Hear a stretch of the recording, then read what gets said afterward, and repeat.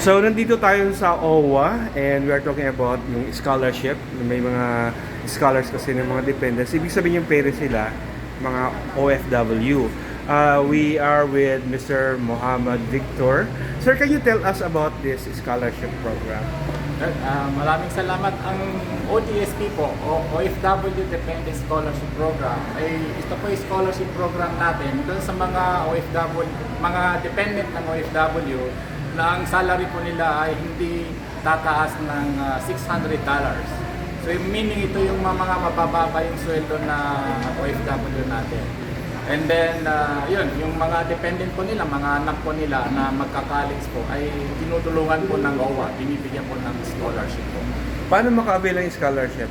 Bali, every year po, nagpo-post po kami sa, nag-announce po kami sa any forms of platforms ng media para i-announce po namin na mayroong slot, opening slots para sa mga scholarship program po ng OWA po. Kasama po yung ODSP. Ilang slots po per year? Sa National Capital Region po, meron po kaming, I think, mamaya, bibigyan po namin sir yung More or less lang? More or less, mga 400 po kami. Okay. Opo. And we are with two scholars and they are from different universities. And can you introduce yourself?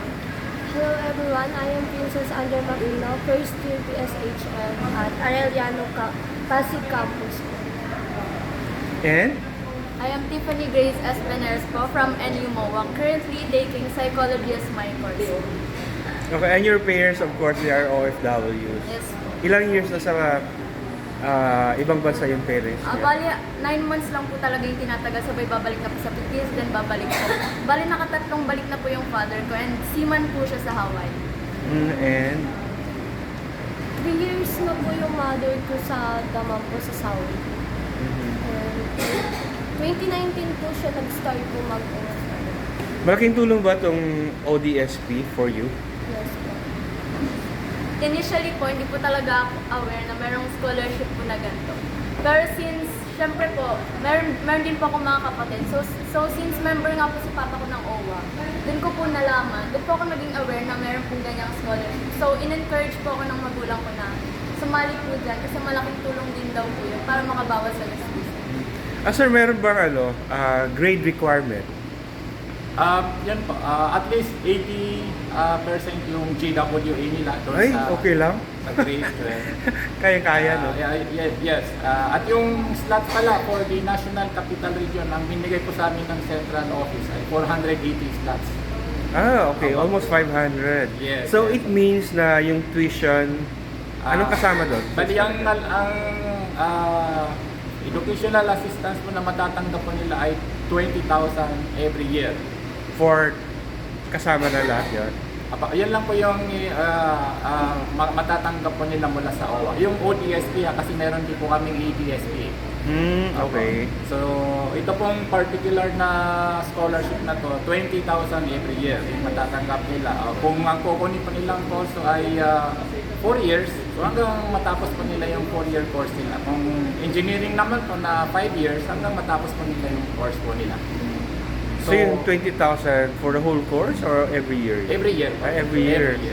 Okay. So, that's good for you.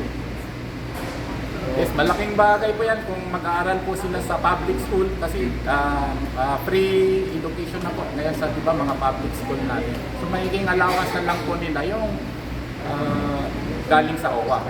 Okay, let's go back to them. So, may allotment na for your schooling, di ba? So, ang sa parents nyo na lang, yung allowances.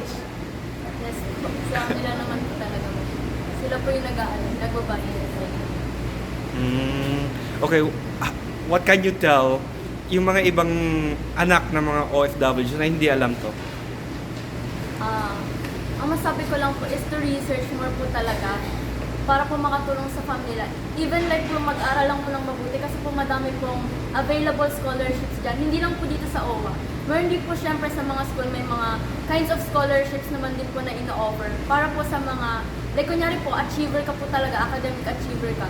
Pwede mo po yan magamit para po makatulong ka sa family. Okay, and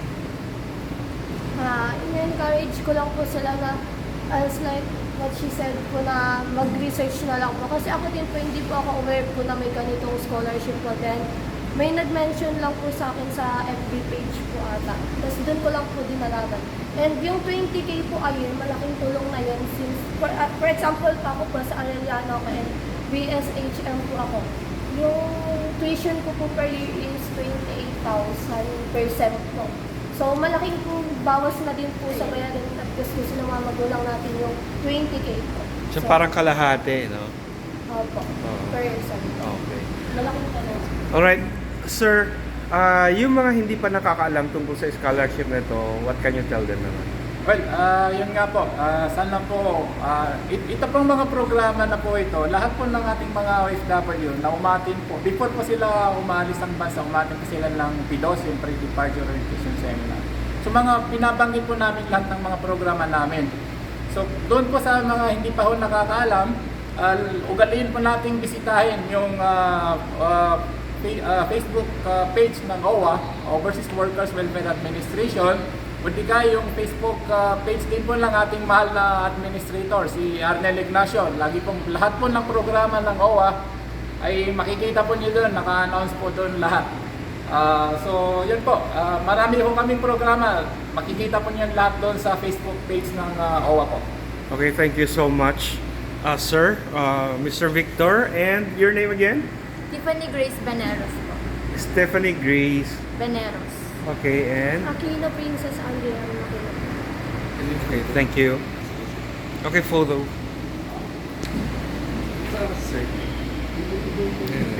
Sorry. 1, 2.